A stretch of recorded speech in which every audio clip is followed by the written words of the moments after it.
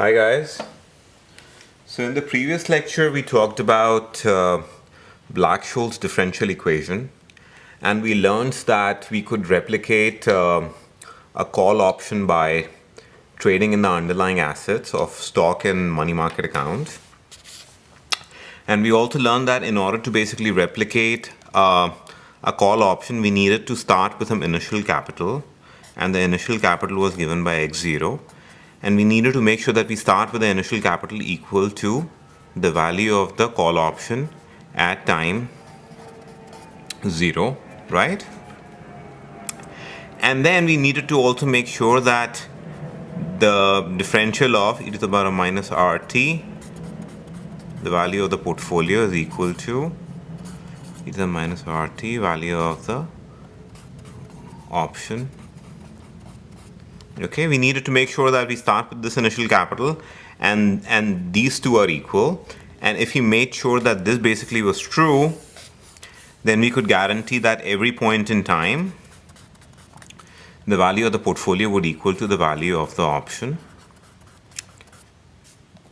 Okay, and therefore at maturity also, the value of the portfolio would be equal to the value of the option, and we would have perfectly replicated the call option. Okay, and using this argument, we basically then came up with the Black-Scholes differential equation that was given by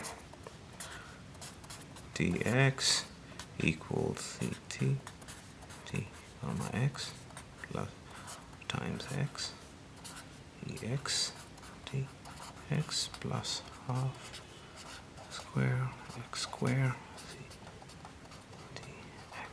Okay, so this was exactly the same differential equation we came up in the last class. Here are substituted for st, I basically substituted x. Okay, where the x is equal to st, or x is basically the value of the stock at time t. Okay, so this was the differential equation that we came up with by using this argument. Okay, and we also came up with the delta hedging formula that basically said at any point in time t, we need to hold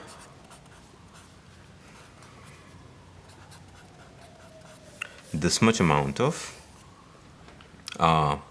stock. Basically, we need to hold stock equal to the partial derivative of the call option with respect to the stock price. That basically is called the delta, and we need to hold delta amount of stock at every point in time in order to guarantee that we basically perfectly replicate the call option. In another words, another way to basically look at the same thing is we basically start with this amount of capital, and we invest this capital x0 in stocks and bonds or stock and money market accounts, and the amount of stock that we're going to hold is going to be given by this formula. Okay, and the remaining money we're going to park it in money market account, and if we keep doing that for every t for all times, then we would have perfectly replicated the call option, and at maturity the payoff of the call option would be equal to the value of the portfolio. Okay, so this is all that we discussed in the last lecture. We saw this result, we saw the Black-Scholes differential equation, and we basically came up with this argument. Okay, all that was discussed in the previous lecture. Today what we would like to do is we basically now want to find out a function, okay, which basically is going to be the value of the call, which basically satisfies this equation and has a terminal condition which is given by ct st. Since we are dealing with a call option, the terminal condition is going to be st minus k plus. Okay, so we're looking for, in order to get the formula for a call option, you basically need a function that basically satisfies this differential equation and has this terminal condition. If you can find a function basically which satisfies these two, then that we would say is basically the value of or the formula for a call option. Now we're not going to prove this formula. We're going to look at what the closest form solution is. Those of you who basically are looking for derivation of that call formula can refer to Steve Shreve's book. We're just going to discuss what that formula is, and then basically look at what the various Greeks are. Okay, So let's do that. Okay guys, so as discussed, this basically is the Black-Scholes differential equation, and for a European call option this basically is the terminal condition, and we're looking for a closed form solution that satisfies this differential equation and has this terminal condition. Okay, now without going into derivation, I want to show you what the formula for the closed form solution is. The closed form solution for a European call option is basically given by this formula right here, okay, where d plus and d minus is in turn given by this particular formula, where sigma basically is a volatility, x basically stays the same, which is the value of the stock at time t, k is our strike price, r is our interest rate. Okay, so this is the formula. D plus minus is basically given by this formula, and n is basically our cumulative standard normal distribution, okay, which is given by this formula right here. Now, so far we've been expressing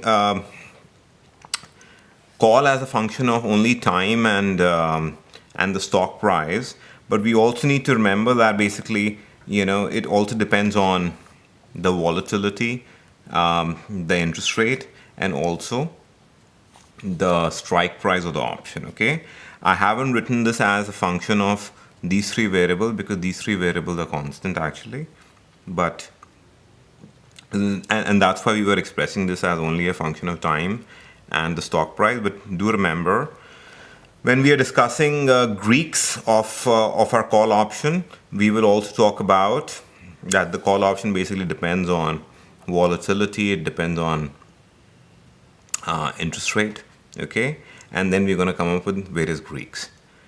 So that basically is what I wanted to show you as far as the closed form solution for a European call option is concerned. I'm not going to derive it here. If anybody's interested in looking at how this formula is arrived at, you can actually look at Steve Shreve's book. He covers that there. Okay, for our purpose, basically sufficient to say that this is a differential equation. This basically is the terminal condition. We need a function that satisfies this differential equation and this terminal condition, and that function is given by this formula right here, and d plus d minus is given by this, and n is basically the cumulative standard normal distribution. Okay, and also to realize that the value of the call also depends on the volatility, the interest rate, and basically the strike price of the option, which we're going to use when we actually discuss the Greeks. Okay, so let's actually move on and start discussing Greeks of an option.